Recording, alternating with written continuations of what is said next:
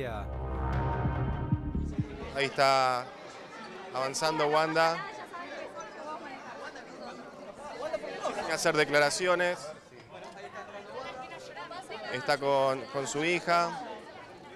Después de haber visto el show de Adriana. Wanda, ¿cómo tomaste toda la repercusión que tuvo tus fotos? Salida en familia con las nenas. ¿Cómo estás? ¿Cómo viste? ¿Vamos a hablar un minuto, Wanda? ¿Cómo fue lo que hicieron con las Wanda, fotos? ¿no podemos hablar un minuto? ¿Por qué nos ignorás, Wanda? ¿Qué ¿Qué te pasa? pareció lo que dijo la agencia de prensa? ¿Podemos hablar un minuto nada más? Saber cómo tomaste la repercusión de la foto. Hablaron los fotógrafos, dicen que no lo retocaron esa, ¿eh? Dice que es así al natural. La agencia que sacó las fotos dice que no tocaron las fotos, que no era necesario, que no tenía ningún sentido. Dijiste que te querían perjudicar. ¿Quién es el que te quiere perjudicar con esas fotos? ¿Por qué no tenés ganas de hablar, Wanda? ¿Por qué no tenés ganas de hablar, ¿Por qué Wanda? no vas a hablar, Wanda? Zaira, ¿sabes por qué no quiere hablar tu hermana?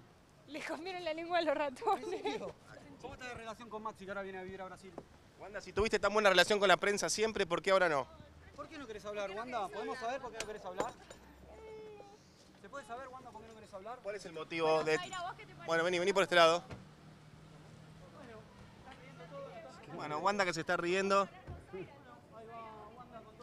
Bueno, ahí se va, Wanda. Esto fue el show de Wanda Nara. Aquí en calle Corrientes, en el Paseo La Plaza, sin hacer declaraciones. Solamente habló un poquito a la entrada, pero no se quiso explayar sobre este tema, que está en debate ahora sobre las fotos, sobre los cuerpos reales. Hizo la producción para la revista Gente, pero no quiere hablar con los cronistas, con los noteros que estamos en la calle.